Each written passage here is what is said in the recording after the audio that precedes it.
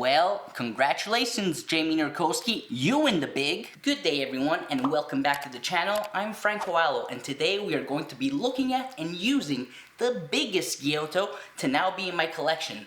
A knife sent to me by Jamie Nerkowski from the UK. But before we look at the knife, let's learn more about Jamie. Now, I don't even want to cut to his About Me video yet, not without telling you first how nice of a guy he is. He signs off pretty much every message with this quirky set of emojis. Jamie is so nice that if you ever talk to him and he does not sign off with these emojis, you know you messed up. And yes, he does love his whiskey and doesn't just use that emoji for fun. Alright, well, take it away, Jamie, from across the pond. Hello there, my name's Jamie Nerkowski, also known as Jay in the Anvil on Instagram, and I'm a UK based knife maker. I've been making knives for about 5 and a bit years. My passion for knives originally came about from my grandfather giving me my first folder at about the age of 7, and from then it's been a bit of an obsession for me. I've always been passionate about all things sharp and things like that. I gave up mountain biking a few years ago and decided that knife making was the obvious choice for me for injuries and stuff like that. I've always been passionate about cooking and food, so I thought I'd give kitchen knives a go. I made my first set of kitchen knives, put them on my knife rack, and the family thought, yeah, they're alright. So they stole all of those. I never got to keep any of them, and thought, you know, why not give it a go and see if other people around the world would like to try some of my wares. Soon took off, and people around the world sort of like my knives, and I've loved every minute of it ever since. I'm working on this small knife, or huge knife should I say, at the moment, which will be coming with me to Atlanta in a couple of weeks, and I hope to see you all there. Cheers. So hopefully that video gave you a sense of the person behind the blade. Speaking of the blade in front of me is a spicy white random Damascus CuMai cladded 280mm Gyuto finished with a 1K grit edge with wah handle. Now, what's so special about this particular knife, which Jamie sent to me at no cost, but of course, as usual, opinions are my own, is that it is made out of Graham Clarke's River Run CuMai billet. Graham Clarke being a renowned metallurgist in the UK. Now, the billet consists of a high carbon, spicy white core with layers of Graham's random Damascus. That random Damascus is 1095 and 15N20 steel with 4 alternating layers of nickel and copper. The handle is Pau Rosa hardwood with copper, black G10 spacers, and a piece of the same CuMai steel to make the ferrule. Not only did this man make me a knife to test and give him feedback, but as if that wasn't enough, he even sent me the sweet kiradashi made from, once again, a Graham Clarke product. This time, Graham's Rose Garden Damascus.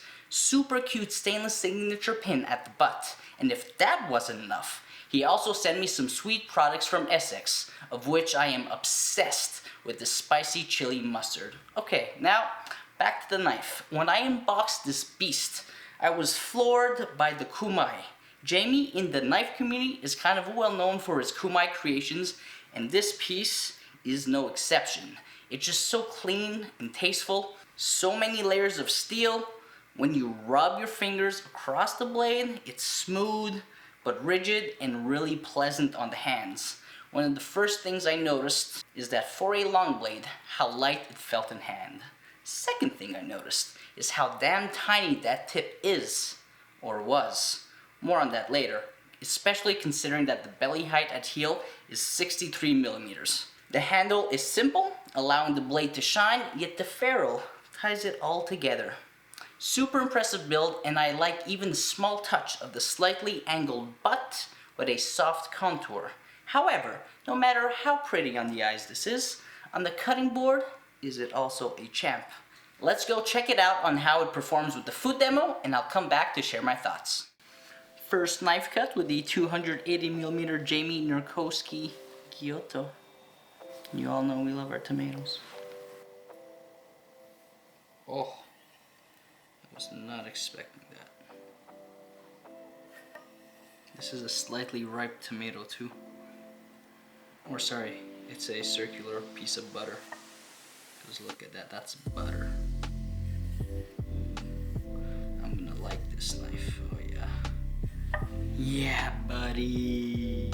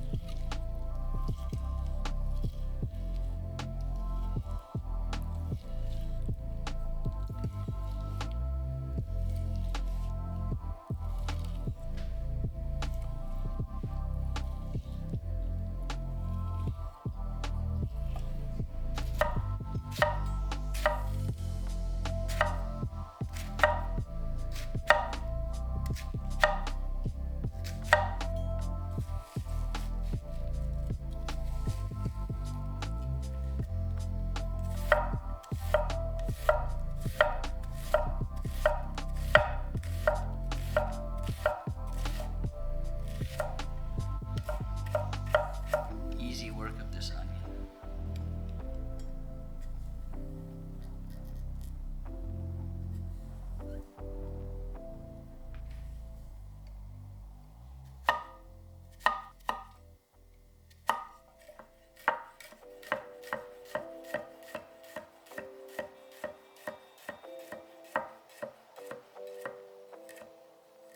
Rockwell, for some reason, felt a little harder to lateral cut than the red onion, but a pleasure to use, especially with the weight. Goes through garlic like nothing.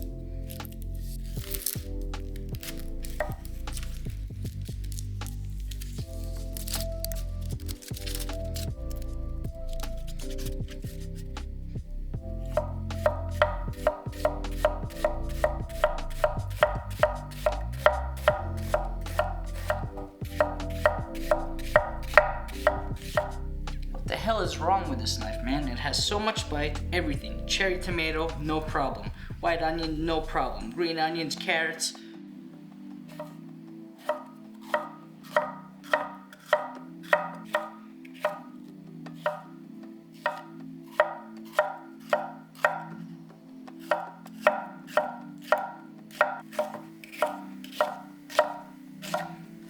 I'm telling you guys, you heard it here first. Jamie Nerkowski is a Knifesmith to watch. This is a soft bell pepper, and the knife cut through the skin side so easily. This knife cut through a cherry tomato so easily. Jamie Nerkowski is a man to watch. Welcome back. Well, you may have noticed I talked a little more than usual during and after the knife demo. I called a cherry tomato a circular piece of butter because of how easily the knife went through it. It cut a huge, turgid, russet potato really easily, except, yes, you heard right, let's review this footage right here. Yeah. Ow! So after that cut, I believe, if I am not mistaken, I shaved off 2 to 3 millimeters from the tip. At first I thought, damn, maybe I should have been a little bit more careful and slowed down, but I'm not one who's typically aggressive with knives anyways. Nevertheless, a fine kitchen knife. I used the proper cutting surface, and I didn't expect it to just fall through the potato. Once the guilt had subsided, and I then thought to myself, I have my first piece of knife demo feedback for Jamie. I think, personally, that the tip was ground a little bit too fine. It isn't that I don't want to place the blame on myself, but how delicately am I supposed to treat this? It is a kitchen knife after all, and after chipping the tip is still plenty sharp, which tells me that since it's not affecting the performance, it never needed to be that thin to begin with. That does remind me, I feel like not only is Jamie known for his incredible CuMai, but his blade pad profiles as well. Check out the sweet curvature on this blade from heel to tip. It made it easy to rock on the garlic. The layers upon layers of steel did pose a wee bit of a friction hiccup when trying to cut specifically the onion, garlic, and carrot. It required a bit more force to push through, which doesn't say a lot because all the cutting I did until that point was really effortless. So really all that means is it felt a little less like a superhero knife and needed some help, a little bit of force. Though Jamie knows that I love my 1K grit finishes, and as such it did not disappoint. Since I did, after all, call the cherry tomato a piece of butter, I figured I would still try to slice meat where usually a higher grit finish is preferred. It still did a really good job. The blade didn't catch into the meat as you'd expect, but I still used minimal force given the length. One sweeping motion typically from heel to tip usually did the job. But you heard me say it over and over how amazing of a knife this is. I truly believe in my heart that Jamie Nerkowski is a Knifesmith to watch. Soon he'll be like Come Knives, Joel Blacksmith, Murray & Forge, Lezik. You'll have to wait in line to own a Jamie Nerkowski knife. The 3 pieces of feedback I'd have for Jamie if he ever made this exact knife again, for example, are the following. Don't grind the tip so thin.